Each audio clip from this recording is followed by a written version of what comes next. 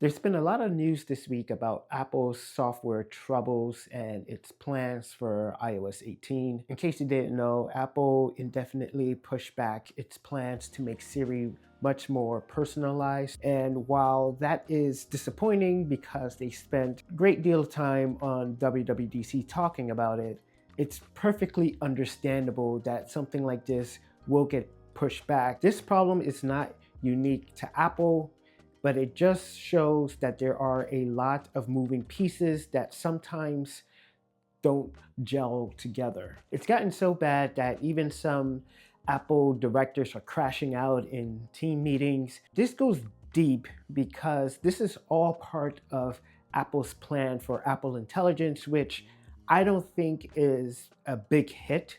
I honestly believe that Apple only announced Apple Intelligence just to appease investors such as myself and probably a few of you. It really didn't seem that they had much plans for it because the features that they've released so far, you're only going to use them once and you're probably going to forget that they even exist. Also, they are extremely limited to certain devices. So that limits the appeal, especially for users who do not have the money to upgrade to the latest iPhone or iPad or Mac. I think there are a couple of different factors at play for Apple software development troubles as of late. The first one I think is something that we in the industry call gold plating.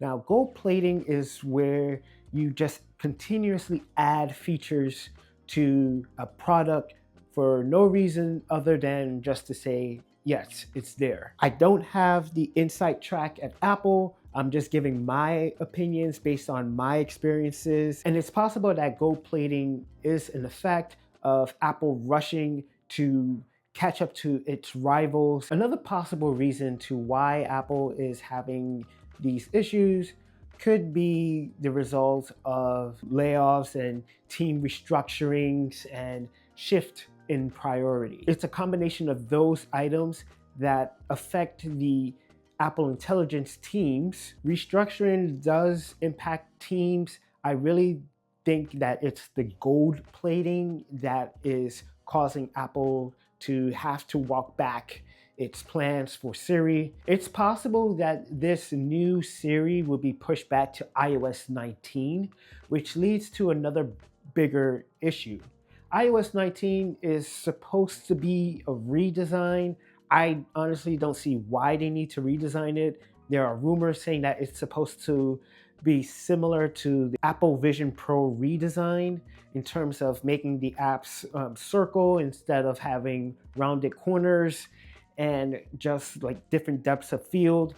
And while that is ambitious, I would caution Apple not to do this because when you redesign something, you have to have a lot of testing done. You have to have a lot of development done, and there are going to be bugs. I don't see how this will translate to increase iPhone sales or increase iPad sales. If Apple had to choose between the redesign and updating Siri, I would say that they should focus more on updating Siri because that is something that they have announced. Even though in the past they've announced products that never shipped. I think everyone remembers AirPower. I really think that if you add both the redesign and the updated Siri, you are going to have a buggy release. You are going to have a ton of users complaining about everything from battery life to apps not working to weird glitches. I think that Apple should postpone the redesign to maybe iOS 20 because it's iOS 20 and you might want to celebrate the 20th version of iOS in some grand way. But I think iOS 19 should focus on making Siri better and also focus on improving the software. It's a similar approach Apple took with iOS 12 where they just step back and say, you know what, we are just going to work on these bugs, we are going to optimize performance. I think with iOS 19, now's the time to do that, especially as the iPhones are getting more powerful. More people are purchasing them, even though they're not to the volumes that Apple may have liked. People are holding on to older iPhones longer. And if you just continuously add new features that are going to break older iPhones, you're going to lose a huge part of your core audience. So those are my thoughts about Apple's software crisis. Let me know what you think. Do you think that iOS 19 should be a redesign? Do you think that the redesign is a dumb idea? I want to thank all of you for subscribing. It really helps the channel out. And until next time, I will see you in the next video. Take care.